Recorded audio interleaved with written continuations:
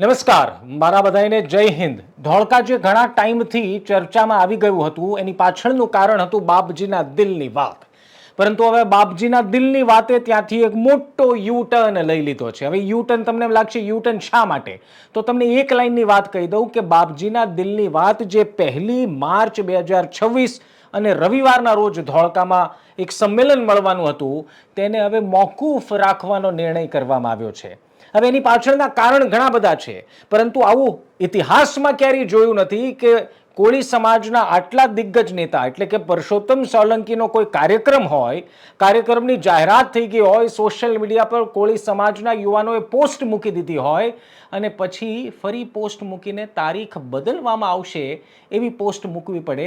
એનો મતલબ તો એ થયો કે શું પરસોત્તમભાઈને કોઈ અડચણ આવી રહી છે, કોઈ દબાણ આવ્યું છે કે શું, કે પછી ધોળકાથી એમના જ પક્ષ દ્વારા ડેમેજ કંટ્રોલ કરવામાં આવ્યો છે। પરંતુ એ પહેલાં આપને હું પહેલી પોસ્ટ દેખાડું, એટલે કે પહેલું પોસ્ટર કે જે સંમેલન માટે વાયરલ થયું હતું। આ છે પહેલું પોસ્ટર, જેમાં તમે જોઈ શકો છો કે કોળી સમાજનું પંચામૃત એવું આ પહેલી લાઇનમાં લખવામાં આવ્યું છે, જેમાં 5 ક્ષેત્રે અલગ અલગ વાત કરવાની વાત કહી હતી કે 1 માર્ચે આપણે કયા વિષય પર વાત કરીશું।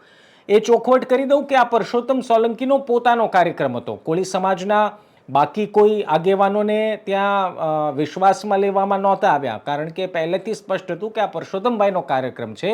સવાલ એ હતો કે ભાવનગર ગ્રામ્યના ધારાસભ્ય ધોળકામાં શા માટે 1.5 કરોડ લોકો ભેગા કરવાની વાત હતી? તમે આંકડો જુઓ અહીંયા, 1.5 કરોડ લોકો, ગુજરાતના 1.5 કરોડ લોકોને, કોળી સમાજના લોકોને એક જગ્યા પર ભેગા કરવાની વાત હતી। ત્યારે પણ એ સવાલ હતો કે પરસોત્તમ સોલંકીને ધોળકા કેમ નજરે ચડ્યું છે? ધોળકામાં તો ભારતીય જનતા પાર્ટીના ધારાસભ્ય છે, તો શું પરસોત્તમ સોલંકી એવું ઈચ્છી રહ્યા છે કે ધોળકામાં હવે કોળી સમાજના ઉમેદવાર મેદાને આવવા જોઈએ? પ્રેશર ટેક્ટિક્સ હતી? તો આ એ પોસ્ટર હતું, તમે જોયું હશે। કોળી સમાજને સંગઠિત કરવાનો સંકલ્પ લઈએ, તારીખ હતી 1 માર્ચ 2026, વાર હતો રવિવાર, સમય હતો બપોરના 4 વાગે અને મહાસંમેલનનું સ્થળ પણ આપ્યું હતું ભેટડીયા ભાણ તીર્થધામ સૂર્ય મંદિર, જેનાથી ઓળખાય છે, ગામ મોટી બોરુ અને તાલુકો ધોળકા, જિલ્લો અમદાવાદ। આ હતું એ પોસ્ટર। હવે હું તમને એક નવું પોસ્ટર દેખાડું, જે આજે જ કોળી સમાજના યુવાનો સોશિયલ મીડિયા પર પોસ્ટ કરી રહ્યા છે અને કાર્યક્રમ મોકૂફ રાખવાની વાત કરી રહ્યા છે। એમાં પણ સેમ ફોટો છે, એ છે પરસોત્તમ સોલંકીનો ફોટો અને આપ જોઈ રહ્યા છો કે ઉપર લખ્યું છે બાપજીની દિલની વાત। આ જ નામ સાથે પહેલું પોસ્ટર વાયરલ કરવામાં આવ્યું હતું અને એમાં શું લખ્યું છે એ કદાચ તમે ન જોઈ શકતા હો ક્લિયરલી, તો હું તમને વાંચીને સંભળાવું। જાણવા જોગ સંદેશ એવું લખ્યું છે કે આથી સમગ્ર કોળી સમાજને જણાવવાનું કે આગામી 1/3/2026 રવિવાર કોળી સમાજ મહાસંમેલનનો કાર્યક્રમ બાપજીની દિલની વાતની તારીખમાં ફેરફાર કરવાની છે। નવી તારીખ નક્કી થયા બાદ આપ સૌને જણાવવામાં આવશે। ત્યાં સુધી જૂની પોસ્ટ કોઈએ શેર ના કરવા વિનંતી। લિખિતન સમસ્ત કોળી સમાજ પરિવાર। હવે બંને ફોટો એક સાથે દેખાડી દો। ડાબા હાથમાં મારી પાસે છે એ નવી પોસ્ટ છે અને આ છે જૂની પોસ્ટ। બંનેમાં પરસોત્તમ સોલંકીની જ તસવીર છે, બાપજીના દિલની વાતનો ઉલ્લેખ છે। આમાં 1.5 કરોડ લોકો ભેગા કરવાની વાત હતી અને અઠવાડિયા પહેલા એવું નક્કી થઈ ગયું કે તારીખ બદલવામાં આવશે। હવે અહીંયા ગેમ શું થઈ એ સમજો, શું ચર્ચા ચાલી રહી છે। ધોળકાના ધારાસભ્ય છે ભારતીય જનતા પાર્ટીના કિરીટસિંહ ડાભી, ક્ષત્રિય સમાજમાંથી આવે છે, 2022માં જીત્યા 13,000 આસપાસની લીડથી। એ પહેલા ભૂપેન્દ્ર ચુડાસમા હતા જે 300ની લીડથી જીત્યા હતા। કહેવાનો મતલબ ભારતીય જનતા પાર્ટી ત્યાં ક્ષત્રિય ઉમેદવારને ટિકિટ આપે છે, પરંતુ એનો મતલબ એ નથી। એનો મતલબ એવો પણ છે કે ત્યાં કોળી સમાજના મતદારો પણ નિર્ણાયક પરિસ્થિતિમાં છે ક્ષત્રિય સમાજના વોટર્સની સાથોસાથ। ચર્ચા ત્યારે શરૂ થઈ જ્યારે પરસોત્તમ સોલંકીએ સ્થળ નક્કી કર્યું ધોળકા, એટલે એક એવો મેસેજ આપવાનો પ્રયાસ થયો કે હવે ધોળકાથી કોળી સમાજના ઉમેદવાર મેદાને ઉતરશે। પરંતુ ડખો શું થયો? જ્યારે આ પોસ્ટર પોસ્ટ કરવામાં આવ્યું, આ પોસ્ટર જ્યારે વાયરલ થયું એ બાદથી બાકી રાજકીય પક્ષો ત્યાં સુપર એક્ટિવ થઈ ગયા। કોંગ્રેસના 2 દિવસ પહેલાના કાર્યક્રમમાં 700થી વધારે લોકો કોંગ્રેસમાં જોડાઈ ગયા। એની પાછળનું કારણ એક મંદિરની દિવાલનો વિવાદ હતો, પરંતુ ત્યાં ડેમેજ થયું। બીજી તરફ આમ આદમી પાર્ટી એક્ટિવ થઈ ગયું ધોળકામાં, જે આમ આદમી પાર્ટીમાં પણ કેટલાક લોકો જોડાઈ ગયા।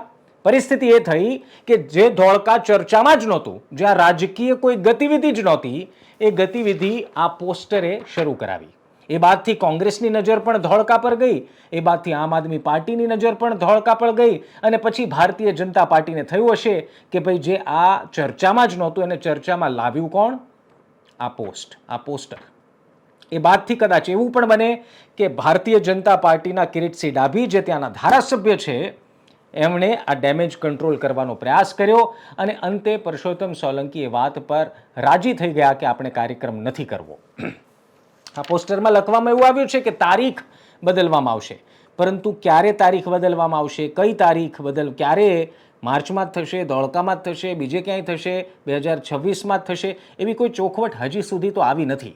પરંતુ મેં પહેલાં કહ્યું એમ મિત્રો, પરસોત્તમ સોલંકીનો કાર્યક્રમ જાહેર થયો હોય અને પરસોત્તમ સોલંકીનો કાર્યક્રમ રદ કરવાની સ્થિતિ આવે, આવું આજ સુધી ક્યારેય બન્યું નથી. કોળી સમાજના મારા મિત્રો, અન્ય સમાજના રાજકીય ગતિવિધિઓને ચાહતા લોકો પણ આ વાત જાણે છે કે પરસોત્તમ સોલંકીના કાર્યક્રમ રદ ન થાય, કારણ કે પરસોત્તમ સોલંકી કોળી સમાજના એવા કદાવર નેતા છે કે જેનું નામ પડતાની સાથે 50,000 લોકો એક રાતમાં ભેગા થઈ જાય. એ વ્યક્તિએ 1.5 કરોડ લોકો ભેગા કરવાની વાત કરી તો રેલો ક્યાં સુધી પહોંચ્યો? ગાંધીનગર સુધી.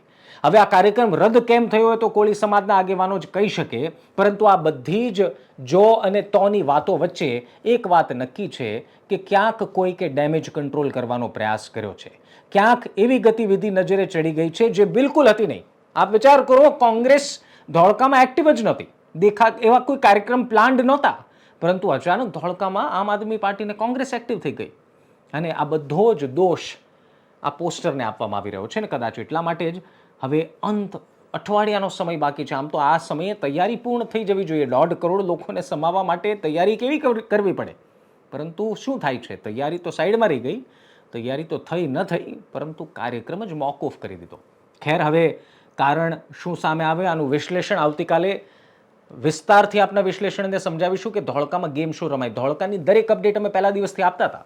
જ્યારથી આ પોસ્ટર આવ્યું ત્યારથી અમે કહેતા હતા કે ધોળકામાં કંઈક નવા જૂની થવાની છે ભાઈ. ધોળકામાં પરસોત્તમ સોલંકીની એન્ટ્રી એ ઘણી વાતો સૂચવે છે. અમે ત્યારથી ધોળકાની વાત કરતા હતા. આગળ પણ ધોળકામાં શું થવા જઈ રહ્યું છે એ પણ તમને સમજાવીશું. હજી સુધી ગુજરાત તક સબસ્ક્રાઇબ ન કર્યું હોય તો કરી લો મારા વાલા, અમને પણ થોડી મદદ થઈ જશે. તમારું શું માનવું છે કમેન્ટ બોક્સમાં જરૂર લખજો. આવતીકાલે ફરી મળીશું. ત્યાં સુધી ધ્યાન રાખો, મજા કરો. જય હિન્દ.